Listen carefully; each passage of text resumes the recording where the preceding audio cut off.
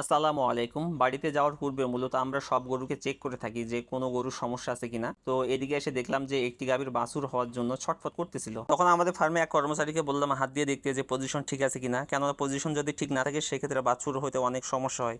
তো ও বললো যে ভাইয়া পজিশন ঠিক আছে, সবকিছু ঠিক আছে, কিন্তু বাছুরটি সাইজে বড় হওয়ার কারণে আর কি ডেলিভারি হচ্ছে না। তারপর হচ্ছে আমরা বাছুরটিকে টেনে আমরা স্বাভাবিকভাবে যেভাবে আর কি ডেলিভারি করে থাকি সেভাবে ডেলিভারি করলাম বাছুরটিকে। তো বাছুরটি হওয়ার পর দেখলাম যে আলহামদুলিল্লাহ আমাদের ফার্মে একটি ফ্রিজিয়ান জাতের একটি বকনা বাছুর জন্ম হয়েছে। তো আলহামদুলিল্লাহ এ মাসে আমাদের টোটাল বাছুর হইলো 5টি এবং এবছরের টোটাল বাছুর হলো 179টি। আর এর যে মায়ের নাম্বার সেটা হচ্ছে যে 27428। তো স্বাভাবিকভাবে বাছুরটি ডেলিভারি হওয়ার পর তার মায়ের মুখের কাছে লাগিয়ে দেবো যেন চাটতে পারে। যখন চাটবে তখন সে একটা রেসপন্স করবে তার মায়ের কাছে। আর ওর মুখের মধ্যে যদি অতিরিক্ত কোনো শ্লাষ্মা থাকে সেগুলো হচ্ছে আমরা কাপড় দিয়ে সেগুলো মুছে বাইর করে দেবো। তো বাইর করে দেওয়ার পর সর্বপ্রথম যেটি কাজটি হলো সেটা হচ্ছে তার আধা ঘন্টা বা 30 মিনিটের মধ্যে তার মায়ের শাল দুটি মূলত সে বাছুরটিকে খাওয়াই দিতে হবে।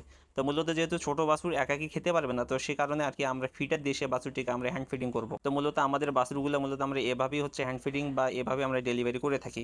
কেন ইতোমধ্যে আপনাদেরকে আমাদের অন্যান্য ভিডিওতে দেখাইছিলাম যে আমরা আমাদের ফার্মের বাছুরগুলোকে যেভাবে ডেলিভারি করে থাকি। তো আমাদের ফার্মের জন্য দোয়া করবেন বা আমাদের জন্য দোয়া করবেন। আসসালামু আলাইকুম ওয়া রাহমাতুল্লাহি ওয়া বারাকাতুহু।